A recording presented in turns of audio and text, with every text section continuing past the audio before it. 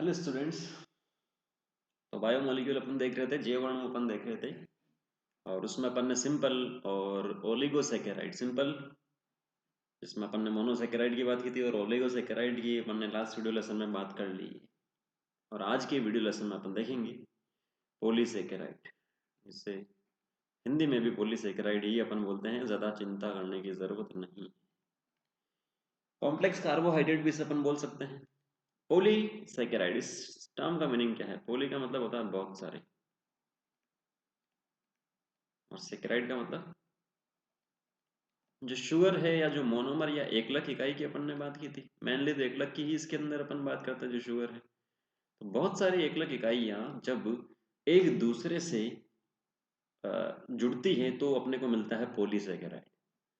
ठीक है, और यहाँ जो जुड़ने पर जो बंध बनता है कार्बोहाइड्रेट्स में या पॉलीसैकेराइड में, वो कौन सा बनता है? Glycosidic bond. ग्लाइकोसिडिक भी बोल सकते हैं, साइडिक भी आप बोल सकते हो। ग्लाइकोसाइडिक बंध बनता है, जैसा कि लास्ट वीडियो लेसन में भी अपन ने डिस्कस किया था। ठीक है, पॉलीसेकेराइड बहुत सारी मोनोसेकेराइड से मिलकर बनी होती है, और इनके जो शब्द है, जो पॉलीसेकेराइड जब जो भी है एग्जाम्पल होता है, उसके पीछे अपन जो सफिक्स है वो एन यूज में लेते हैं, ए एन। सफिक्स का मतलब जो पीछे अपन शब्द जोड़ते हैं। जैसे एग्जाम्पल की अपन बात करें तो जैसे ग्लूकोज एकलक इकाई है और बहुत सारे ग्लूकोज मिलकर के पॉलीमर बना रहा है या पॉलीसेकेराइड बना रहा है, तो उसे अपन बोलेंगे ग्लाइकेन। तो एन आ रहा है यहाँ पर। सेम ऐसा ही गैलेक्टेन, सेम ऐसा ही फ्रक्टेन। तो वो जो एकलक इकाई है उसके पीछे अपन ने क्या किया, एन जोड़ा है। तो एन जहां पर भी है उसका मतलब आपको समझना है कि वो क्या है, पॉलीसेकेराइड। ठीक है, तो इसीलिए पॉलीसेकेराइड को अपन दूसरा टर्म भी यूज में लेते हैं, ग्लाइकेंस भी बोलते हैं कभी कभी। इंपॉर्टेंट नहीं है ग्लाइकेंस टर्म, लेकिन हो सकता है कभी पूछ ले तुक्के से, तो ये आपको ध्यान में रखना है। अगर फॉर्मूले की अपन इसकी बात करें तो, या इसका कंडेंसेशन किस टाइप से होता है, तो सिंपल से जैसे ग्लूकोज का एग्जांपल मैं लेता हूँ C6H12O6। तो N तो अपने पास क्या होता है, N का मतलब होता है अननोन नंबर या एकलक इकाई के अज्ञात नंबर। एकलक इकाई की अज्ञात संख्या को अपन बोलते हैं, मतलब अपने को पता नहीं है कि 5 है, एक 10 है, एक 100 है, एक 1000 है, वो अपने को पता नहीं है। तो होगा क्या, C6H10O5 का होल N हो जाएगा। तो अगर आप देखते हो यहाँ से तो दो हाइड्रोजन और एक ऑक्सीजन कम है, मतलब H2O यहाँ से क्या हुआ है, बाहर निकला है।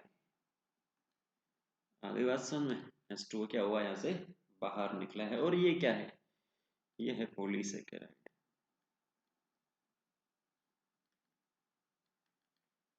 ठीक है, ये तो मोनोसेकेराइड था, और वो क्या हो गया है, पॉलीसेकेराइड है, जिससे H2O बाहर निकल गया है। ठीक है, मेनली जो पॉलीसेकेराइड होता है वो कोशिका भित्ति में मिलते हैं।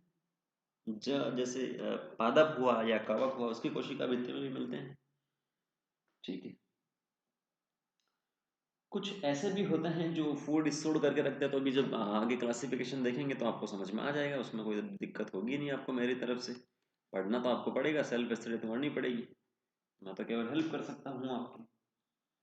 नेक्स्ट पॉइंट, पॉलीसेकेराइड जो होते हैं जल में ए घुलनशील होते हैं। जैसे मोनोसेकेराइड वगैरह की अपन ने बात की थी, वो क्या होता है, वो तो घुलनशील होते हैं।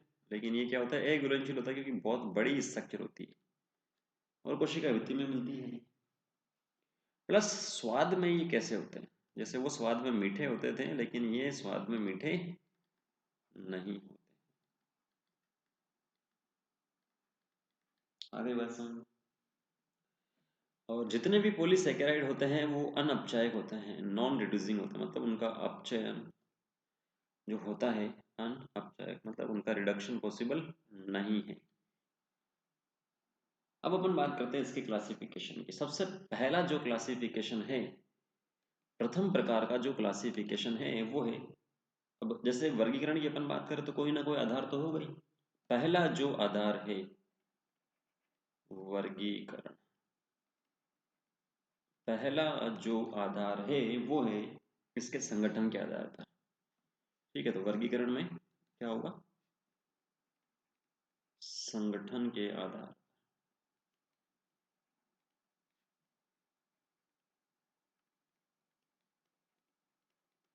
दो प्रकार के होते हैं, एक होता है होमोपोलीसेकेराइड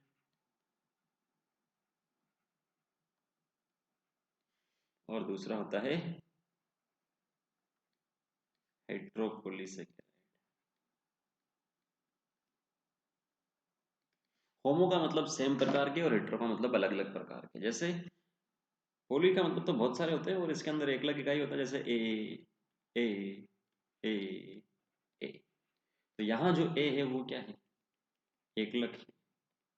तो जितनी भी एकलक इकाइयां हैं वो क्या है? सेम है। तो इसे अपन बोलते हैं होमो। होमो का मतलब सम। ठीक है। और यहाँ जो बॉन्ड बनेगा वो कौन सा होगा? Glycosidic glycosidic glycosidic. जबकि हेट्रो में इसके विपरीत क्या होगा? ए होगा, बी होगा, सी होगा, वापस बी हो सकता है, वापस ए हो सकता है, कुछ भी हो सकता है। मतलब अलग अलग प्रकार की एकलक इकाइयां होगी, लेकिन बॉन्ड तो वही है। एकलक क्या है? भिन्न प्रकार की। इसे अपन बोलते हैं हेट्रोपोलीसेकेराइड। ठीक है, आ गई बात समझ में? जैसे एग्जाम्पल की अपन बात करें तो जो हेट्रोपोलीसेकेराइड है, उसके कुछ एग्जाम्पल मैं आपको बता देता हूँ, उसके बाद में स्ट्रक्चर में अपन देखेंगे। इसके उदाहरण की अगर आप बात करो तो इसमें काइटिन, जो जो फंगस है, जो कवक है, उसकी कोशिका भित्ति बनाता है। अगार, जो शैवाल में पढ़ते हैं अपन। हेमिसेल्यूलोज, ये भी अपन पढ़ते हैं पादप जगत में। ठीक है। एक और होता है अरबा गैलेक्टेंस। एन आ गया इसके पीछे देखो। एक होता है अरब जाइला, अरब अरबा जाइला। तो ये किसका एग्जाम्पल है? हेट्रो का है। होमो की अपन जो बात करें तो होमो में जैसे अपन बात करें, मैंने पहले आपको बताया ग्लाइकेन, मतलब इसके अंदर जो एक इकाई होगी वो ग्लूकोज ही होगी और दूसरी कोई नहीं होगी। इनको तो अपन देखेंगे काइटिन हेमिसेल्यूलोज में किस किस प्रकार की यूनिट है। जैसे फ्रक्टेन, मतलब फ्रक्टोज एक अलग इकाई होगी इसके अंदर। या गैलेक्टन्स की अपन बात करें मतलब गैलेक्टोज इसके अंदर एक अलग इकाई होगा। अरबेन की अपन बात करें मतलब इसके अंदर क्या होगा? अरेबियंस जो है एक अलग इकाई होगी। तो ये इसके एग्जाम्पल। तो पहला आधार अपने पास था संगठन के आधार पर।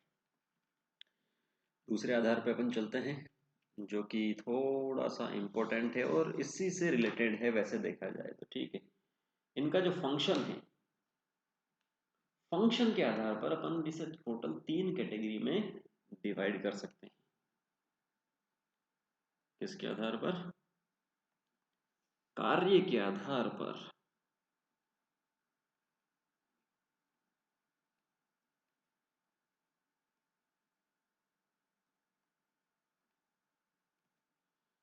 तो कार्य के आधार पर जो मेन 3 क्लास है उसमें सबसे पहले तो अपन संग्रहित खाद्य पदार्थ के आधार पर, मतलब कुछ ऐसे पॉलीसेकेराइड होता है जो खाद्य पदार्थ को स्टोर करके रखता है। दूसरा जो होगा संरचना के आधार पर, और तीसरा होगा म्यूकोपॉलीसेकेराइड। ठीक है। तो सबसे प्रथम अपन स्टार्ट करते हैं। पहला जो होगा वो कौन सा होगा? फूड स्टोरेज पॉलीसेकेराइड या खाद्य संग्रहित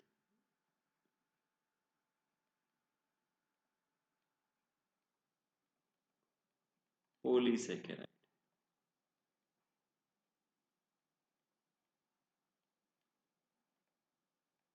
फूड स्टोरेज पॉलीसेकेराइड इसे अपन। ठीक है। तो इसके अंदर क्या होता है कि जैसे कि आपको टर्म से ही पता चल रहा है कि ऐसे पॉलीसेकेराइड आते हैं जो क्या करते हैं? जीवित जीव में फूड को स्टोर करते हैं। ठीक है।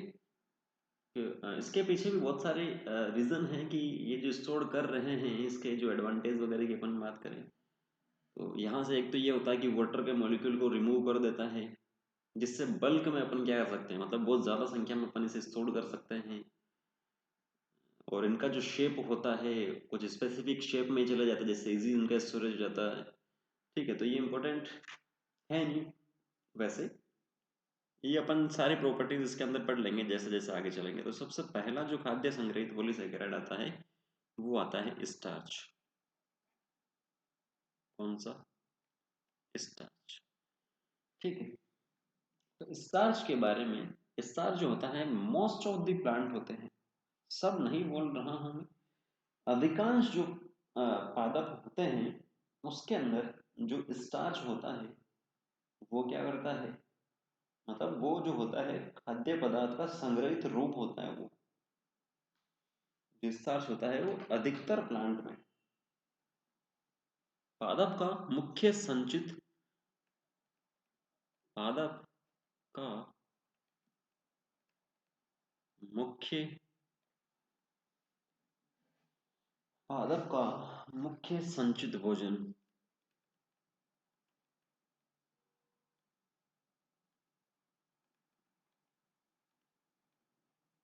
कौन होता है? स्टार्च होता है। ठीक है। स्टार्च को, स्टार्च के लिए जो दूसरा शब्द यूज में लिया जाता है वो लिया जाता है एमाइलम। केमिस्ट्री जब आप पढ़ते हो ऑर्गेनिक केमिस्ट्री उसमें भी आता है। ठीक है। एमाइलम शब्द भी अपन स्टार्च के लिए यूज में लेते हैं क्योंकि एक ग्रीक वर्ड जो होता है एमाइलोन, उसका मतलब होता है स्टार्च। तो एमाइलोन से अपन ने टर्म उठाया बेसिकली स्टार्च। ठीक है। तो ये कहाँ कहाँ मिल सकता है, जैसे कुछ बीज हुए, जैसे ग्रेन्स की अपन बात करें, वीट मतलब गेहूं, राइस, मेज, इनके जो ग्रेन्स होते हैं, इनके जो दाने होते हैं वहां पर ही मिल सकते हैं। ठीक है। कुछ लेग्यूम्स की अपन बात करें, लेग्यूम आपने सुना होगा, लेग्यूमिनेसी जो फैमिली है वो आपने सुनी होगी। तो लेग्यूम में जैसे पी हुआ, मटर हुआ, ठीक है, बीन्स हुआ, सेम जिसे अपन बोलते हैं, या ग्राम हुआ। तो ये कुछ पादप है उनमें भी स्टार्च होता है। प्लस आलू, पटेटो जिसे अपन बोलते हैं उसमें भी क्या होता है, स्टार्च ही होता है भाई लोगों। बनाना या केला जिसे अपन बोलते हैं उसके अंदर भी स्टार्च होता है। ठीक है। तो स्टार्च जो मॉलिक्यूल होते हैं वो छोटे छोटे ग्रेन्यूल्स में एक्यूमुलेट हो जाता है, जम जाता है, इसीलिए उसे स्टार्च ग्रेन्स भी अपन बोलते हैं, जैसा मैंने यहाँ पर लिखा है स्टार्च ग्रेन भी अपन इसे बोल सकते हैं। स्टार्च ग्रेन जो होते हैं वो क्लोरोप्लास्ट में या स्पेशल प्रकार के जो ल्यूकोप्लास्ट होते हैं उसमें स्टोर्ड होते हैं, जिसे अपन बोलते हैं अमाइलोप्लास्ट। आपने जो कोशिका वाला चैप्टर है उसके अंदर सुना होगा। ठीक है। तो अपन लिख सकते हैं स्टार्च अमाइलोप्लास्ट में संग्रहित होता है, जो एक प्रकार का क्लोरोप्लास्ट है, अमाइलोप्लास्ट में संग्रहित होता है। आपने इसको कोशिका वाले चैप्टर में अमाइलोप्लास्ट सुना होगा, नहीं सुना है तो एनसीईआरटी पढ़ने की जरूरत है। एनसीईआरटी इस बार अपन नहीं गए हैं अभी। ठीक है। स्टार्च ग्रेन जो होते हैं वो स्टोर्ड होते हैं अमाइलोप्लास्ट में, और ये अलग अलग शेप के हो सकते हैं स्टार्च ग्रेन। स्टार्च ग्रेन या दाने जिसे अपन बोल रहे हैं का आकार, आकार जो होता है वो अलग अलग प्रकार का हो सकता है। ओवल हो सकता है, मतलब गोलाकार, हाँ सॉरी अंडाकार हो सकता है, गोलाकार हो सकता है, गोलाकार, अंडाकार। ठीक है। अलग अलग शेप के हो सकते हैं, पोलीगोनल मतलब बहुकोणीय हो सकता है, रोड जैसा हो सकता है, रोड का मतलब समझ में आता है आपको, छड़ नुमा। ठीक है। बहुत सारी लेयर्स भी होती है। ठीक है। जो ग्रेन की अपन जो बात करें, स्टार्च ग्रेन की जो अपन बात कर रहे हैं, इसके अंदर इस टाइप से बहुत सारी लेयर हो सकती है। ये स्टार्च ग्रेन ही अपने से, लेकिन किसके चारों तरफ एक जो सेंट्रल बिंदु होता है, केंद्रीय बिंदु होता है, उसके चारों तरफ, कॉमन पॉइंट के चारों तरफ, और इस कॉमन पॉइंट को अपन बोलते हैं हाइलम। कॉन्सोलम हाइलम। एक सिंगल भी हो सकता है स्टार्च ग्रेन और ग्रुप में भी हो सकता है इस टाइप से, जैसे एक ही हो गया, दूसरा ये हो गया, तीसरा ये हो गया, चौथा ये हो गया। तो सिंगल भी हो सकता है और समूह में भी हो सकता है। ठीक है, अगर सिंगल है तो इसे अपन बोलते हैं सिंपल, और ग्रुप में है तो इसे अपन बोलते हैं कंपाउंड। आ गई बात समझ।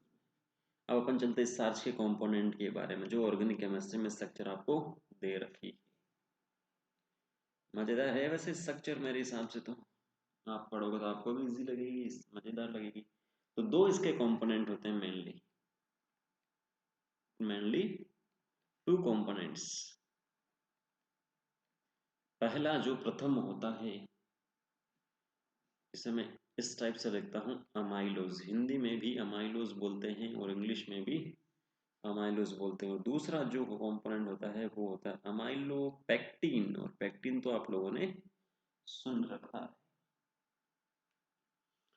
ठीक है, कंपोनेंट्स की आपने बात कर ली, लेकिन जो इसकी एकलक इकाई होगी दोनों के अंदर, किसमें, अमाइलोज और अमाइलोपेक्टिन दोनों में एकलक इकाई जो होगी वो होगी ग्लूकोज। कौन सा ओज, ग्लूकोज। या इसे अपन बोल सकते हैं अल्फा डी ग्लूकोज।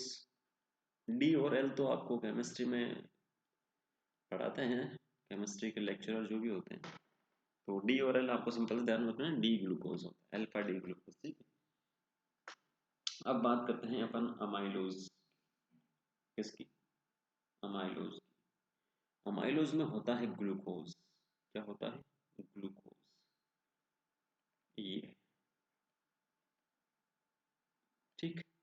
पूरी स्ट्रक्चर तो मैं बनाऊंगा नहीं, क्योंकि मैं लास्ट वीडियो लेसन में आपको बता चुका हूँ। प्रथम कार्बन यहाँ होता है, द्वितीय, तृतीय, चतुर्थ, पंचम और छठम, ये होता है। यहाँ पर मेरे पास हाइड्रोक्सिल ग्रुप होता है पहले नंबर कार्बन पर, चौथे पर भी हाइड्रोक्सिल ग्रुप होता है। अगर किसी को स्ट्रक्चर नहीं पता ग्लूकोज की, तो भाई लोगों कृपया करके पुराना जो वीडियो लेसन है वो देखिएगा आप लोग। ठीक है,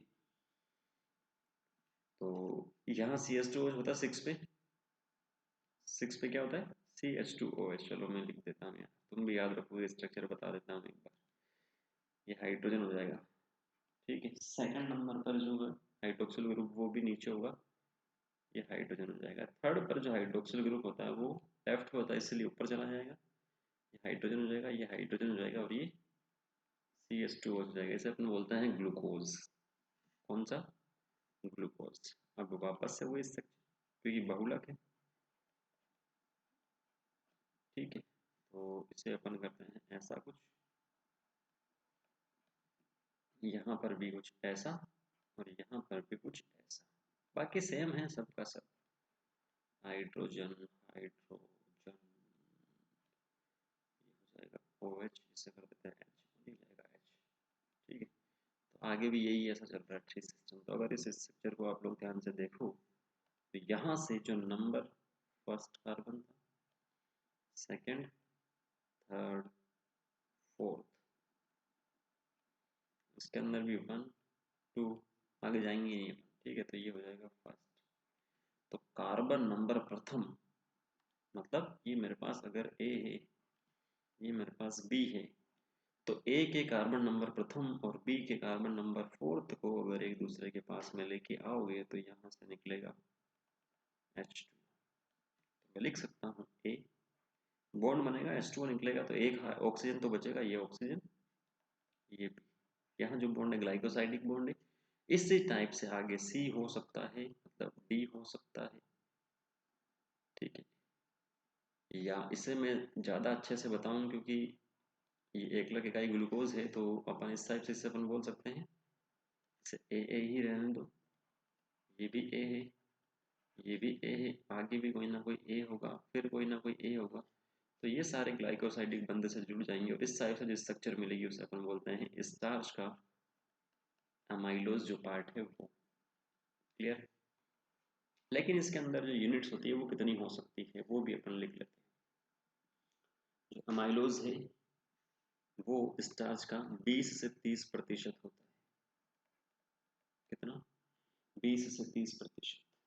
बाकी सारा यहाँ लिख देते हैं, चलो साथ साथ में कितना होगा, 70 से 80% होगा माइलोपेक्टिन। स्ट्रक्चर अभी बताएंगे आपको। और इसके अंदर जो यूनिट्स होती है, कुछ बुक्स में आपको जो अमाइलोज है उसकी जो यूनिट्स है वो हो सकता है कि 200 से 300 मिले, लेकिन कुछ स्टैंडर्ड बुक्स ऐसी भी है जिसके अंदर 200 से 2000 मिले। ठीक है, अच्छा एनसीईआरटी के हिसाब से, आप केमिस्ट्री के हिसाब से ये सही है, लेकिन ये भी गलत नहीं है। 200 से 2000 के बीच में ही होता है। पर ऑप्शन के हिसाब से आप लोग देख लीजिए, अगर 200 से 300 मिले तो ये आंसर है, और 200 से 2000 मिले तो ये आंसर हो जाएगा। ठीक है, दोनों तो मिलेंगे नहीं। तो ये एकलक इकाइयाँ होती है 200 से 300 एकलक इकाइयाँ ग्लूकोज की। जो बॉन्ड होगा यहाँ पर वो कौन सा था भाई लोगों? 1,4 था, ये आपको ध्यान में रखना। तो बंद हो जाएगा 1,4 ग्लाइकोसाइड, 1 और 4 नंबर कार्बन के बीच में बंध बन रहा है। ठीक है, अमाइलोज जो मॉलिक्यूल होता है वो अशाखित होता है, मतलब इसमें शाखाएं तो आपको दिख नहीं रही, लीनियर है, मतलब रेखीय है, ये कोई शाखा थोड़ी दिख रही है अपने को इसके अंदर। लेकिन ये जो रेखीय है वो स्पाइरली होता है। स्पाइरली का मतलब कुंडलित होता है, इस टाइप से, इस टाइप से कुंडलन इसके अंदर मिलेगा। ठीक है, रेखीय तो भाई वो डाउट नहीं है। आगे बस हम चलते हैं अपन अमाइलोपेक्टिन। अब इसमें भी आपने बोला कि साहब ग्लूकोज की एकलक इकाई है, क्योंकि ऊपर में लिख चुका हूँ ग्लूकोज कॉमन है। तो मेन तो अपने पास ये है 1,4। चलो CH2OH भी लिख देता हूँ, आपकी इच्छा, आपको समझ में इजी आएगा। फिर यही है ग्लूकोज, मेन यही है 1,4 हाइड्रोक्सिल, और CH2OH भी लिख देता हूँ ताकि आपको आनंद की प्राप्ति हो जाए। फिर से वही स्ट्रक्चर है, ये है, ये है, ये है, ये। ठीक है, और एक आध स्ट्रक्चर में बना देता हूँ जिससे आपको आनंद की अनुभूति हो जाए। तो ये है, ये है, और यहाँ पर अपने पास CH2OH। आई गेस कि आपको पता चल गया होगा कि मैं क्या करने जा रहा हूँ। ठीक है, बाकी स्ट्रक्चर से मैं हर बार पूरी थोड़ी बनाऊंगा, इतना टाइम थोड़ी मेरे पास। मजाक कर रहा हूँ। ठीक है, 70 से 80% को हटा देते हैं अभी। तो अगर इसकी स्ट्रक्चर आप लोग देखते हो, चलो भाई, ये था ए, अब ग्लूकोज ही है लेकिन मैं इसे ABCD से बता रहा हूँ, ABCD। तो इस स्ट्रक्चर को अगर देखते हो आप लोग, तो यहाँ से 1,4 में अपन H2 निकाल सकते हैं इन सब में। ठीक है, लेकिन अगर आप इसे देखो तो कार्बन नंबर 1 था, डी के अंदर देखिए कार्बन नंबर 1, 2, 3, 4, 5 और ये 6 कार्बन। अब सी के अंदर देखो 1, 2, 3, 4, 5 और ये 6। तो अगर इसे आप लोग देखते हो तो नंबर 1 कार्बन और नंबर 6 के बीच में यहाँ से भी H2O बाहर निकल सकता है। ठीक है, तो स्ट्रक्चर मुझे इस टाइप से कुछ मिलेगी भाई लोगों। ये मेरे पास ए, मेरे पास बी, मेरे पास सी, मतलब इनके बीच में ऑक्सीजन होगा। चलो थोड़ा सा और क्लियर कर देते हैं। ये हो जाएगा ऑक्सीजन, ये हो जाएगा ऑक्सीजन। ऐसा नहीं कि ए और बी, हाँ ABCD तो चल रही है, लेकिन ये बॉन्ड जो है वो कौन सा है, या इसे अलग कलर से बता दो और सुविधा हो जाएगी आपको, है ना, सबसे अच्छा रहेगा ये तो। ये हो गया ऑक्सीजन, ये हो गया ऑक्सीजन। अब देखो आप, सी और डी के बीच में भी यहाँ पर क्या हो रहा है, एक ग्लाइकोसाइडिक बॉन्ड बन रहा है। लेकिन वो जो बॉन्ड है इन सब के बीच में तो 1,4 बन रहा है, ये 1,4 है, ये 1,4 है, लेकिन इसके बीच में जो बॉन्ड बन रहा है वो कौन सा है, 1,6 है। और फिर ये ये आ गया 1,4 में वापस। तो मतलब दो प्रकार के बंद यहाँ पर है, 1,4 और 1,6। तो यही आपको ध्यान में रखना है। इस स्ट्रक्चर को आप पूरी ड्रॉ कर लेंगे अपनी नोटबुक में, ठीक है ना। क्या करेंगे, पूरी ड्रॉ कर लेंगे। इसे मैं हटा देता हूँ यहाँ से। स्ट्रक्चर तो बना सकते हो यार आप, मेरे जैसे ABCD करोगे क्या आप भी। बाकी डिफरेंस में चल लेते हैं अपन। इसका होगा 70 से 80%। फटाफट से कर लेते हैं। जो 1 लाख इकाइयाँ होगी,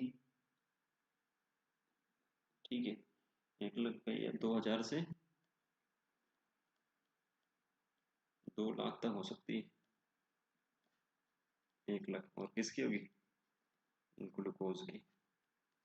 बंद की अपन बात करते हैं तो बंद में 1,4 है प्लस 1,6 है। और 1,6 आप लोग बता सकते हो कि ये किस टाइप का होगा, शाखित होगा। आगे बात सुन,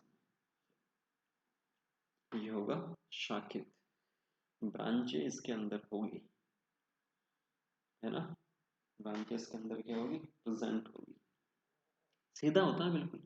इसके अंदर स्पाइरली जो बताया था आपको, कोइलिंग जो होती है वो नहीं होती। ठीक है, बिल्कुल ये सीधा होगा, स्ट्रेट होगा। ये बिल्कुल रेखीय होगा। ये स्पाइरल ही होता है, रेखीय नहीं। अब इसके अंदर भी एक छोटा सा डिफरेंस और है जो ध्यान में आपको रखना है, थोड़ा सा याद रखने वाला ही है कि जो स्टार्च जो है आयोडीन के साथ में ब्लू कलर देता है स्टार्च, ठीक है। जो हेलिकल फॉर्म है इसके अंदर, तो स्टार्च प्लस आयोडीन जो होता है नीला कलर देता है, जबकि इसके अंदर ऐसा नहीं। ये सबसे ज्यादा इंपॉर्टेंट है मेरे हिसाब से, ठीक है। तो ये हो जाएगा स्टार्च। क्लियर। एनसीईआरटी की जो 12th क्लास की कार्बनिक रासायनिक एनसीईआरटी वो आप लोग पढ़ सकते हैं स्टार्च से रिलेटेड। नेक्स्ट चलते हैं आगे। सेकंड जो फूड स्टोरेज पॉलीसेकेराइड होगा वो होगा ग्लाइकोजन।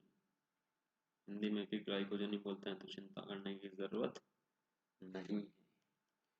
जिसने की चिंता उसका हो गया, पता नहीं क्या हो गया। तो ग्लाइकोजन की अपन बात करते हैं, तो जैसे स्टार्च जो था रिजर्व फूड था मोस्ट ऑफ प्लांट्स में। अच्छा, एक और चीज मुझे याद आ गई, तो बोले कि साहब ये जो कलर नहीं दे रहा है, ये जो कलर नहीं दे रहा है अमाइलोपेक्टिन, तो इसका क्या होगा, कौन कोई कलर देगा भी या नहीं देगा। ठीक है, तो अमाइलोपेक्टिन जो होता है आयोडीन के साथ में रेड कलर देता है। ये याद आ गया, इसलिए बता देता हूँ आपको। लाल कलर देगा, ब्लू नहीं देगा, लाल देगा। ठीक है, ये आपको ध्यान में रखना है। अब चलते हैं ग्लाइकोजन में। ग्लाइकोजन जो होता है, जैसे स्टार्च में आपने बोला कि जो है खाद्य पदार्थ को स्टोर करके रखता है, ठीक है, खाद्य पदार्थ को स्टोर करके रखता है।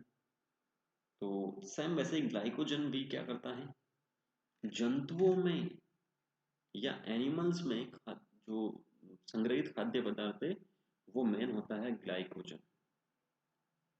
तो जंतुओं में या एनिमल्स में संग्रहित खाद्य पदार्थ, कुछ इंपॉर्टेंट पॉइंट और मैं आपको बताऊंगा बाद में, जिससे दिमाग की बत्ती खुल जाएगी। जंतुओं के साथ साथ में बैक्टीरिया हो सकता है या कवक हो सकता है। बैक्टीरिया एंड फंगस भी होता है, फंगस जिसे कवक अपन बोलते हैं। इसे अपन जंतु स्टार्च भी बोलते हैं या एनिमल स्टार्च भी अपन इसे बोलते हैं। क्यों, क्योंकि स्टार्च तो है ही है, क्योंकि ग्लूकोज ही इसके अंदर एक इकाई होगी, ठीक है। लेकिन जंतुओं में मिल रहा है, इसलिए इसे अपन जंतु स्टार्च भी कहते हैं। नेक्स्ट पॉइंट, केमिकली अपन बात करें, रासायनिकली, जैसा कि अभी मैंने आपको बताया था, रासायनिक रूप से स्टार्च के समान,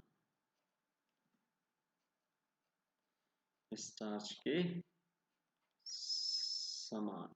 क्यों? क्योंकि इसकी भी एक अलग इकाई क्या होती है? ग्लूकोज होती है।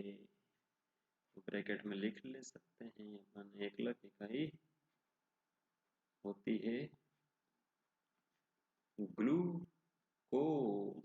कौन सा ओज? ग्लूकोज। और जो ग्लूकोज होते हैं तो मतलब यहाँ जो बॉन्ड होगा, वो जो बंद होगा वो होगा ग्लाइकोसिडिक बंध। ठीक है, ग्लाइकोसिडिक बंद होगा और जो यूनिट्स होगी, जो बंद होगा वो 1,4 होगा। मतलब जो ब्रांच होती है वो 1,4 से तो पॉसिबल नहीं है, लेकिन वो इससे पॉसिबल है 1,6 बंद से। जो शाखित संरचना है वो संभव है। ठीक है, ध्यान में रखना। ग्लाइकोजन जो होता है नॉर्मली जो पेशीय कोशिका होती है, सामान्यतः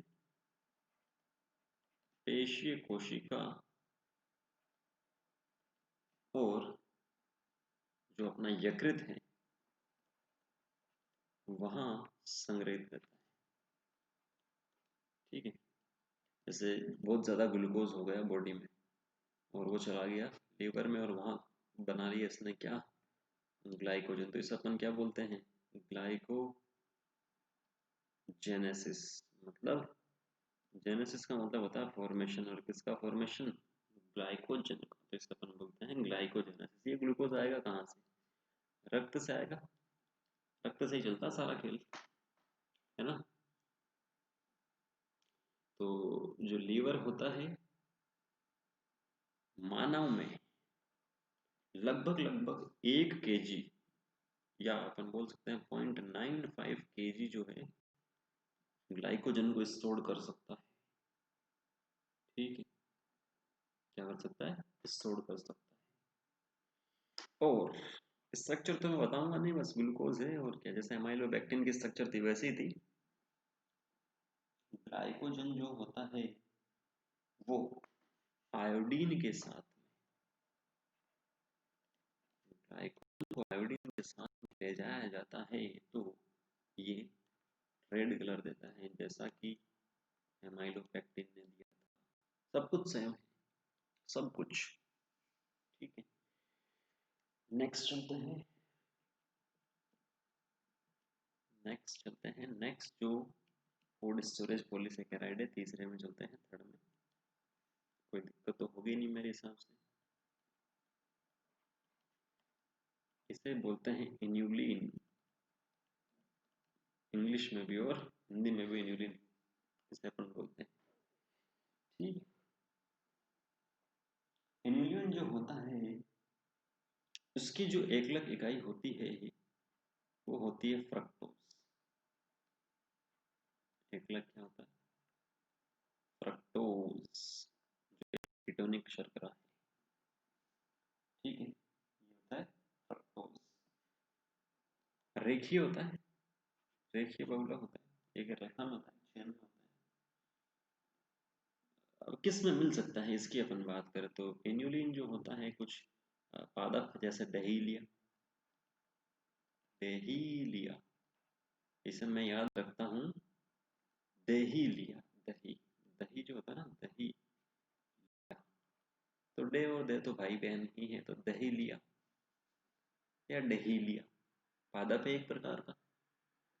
ठीक है, या आर्टिचोक, उसकी जड़ों में भी मिलती है आर्टिचोक। इन पादपों में या इससे जो रिलेटेड, इससे संबंधित जो पादप उसमें मिल सकता है। ठीक है, इन्युलिन जो होता है वो जल में घुलनशील होता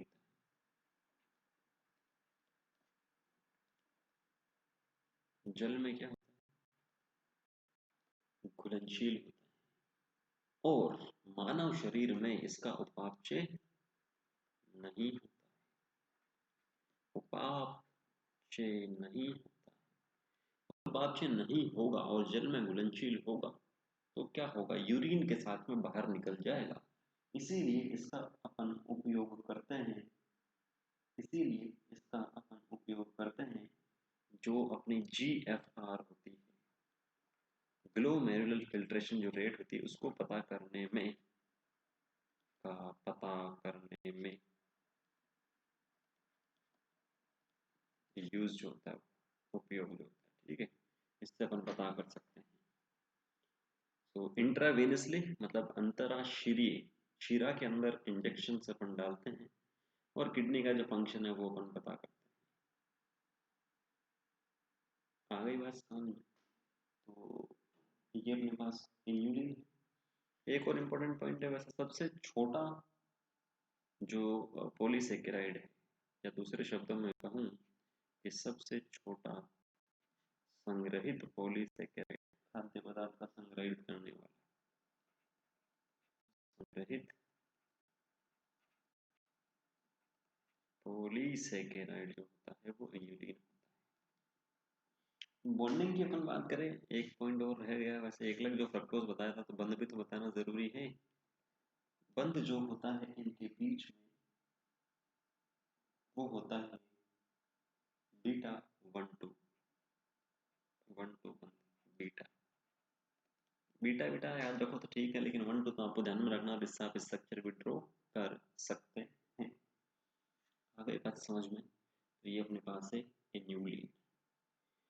नेक्स्ट वीडियो लेसन में जब मिलेंगे संरचनात्मक पॉलीसेकेराइड देखेंगे, जिसमें सेल्यूलोज होगा, काइटिन होगा, हेमीसेल्यूलोज होगा, ठीक है, जो पादप की या जो जंतुओं का जो कंकाल है या पादप की कोशिका वृद्धि उसमें मिलता है। तब तक आप लोग पढ़िए इसे, एक दो बार रिवाइज कीजिए, कोई डाउट हो तो कमेंट करके जरूर बताइएगा।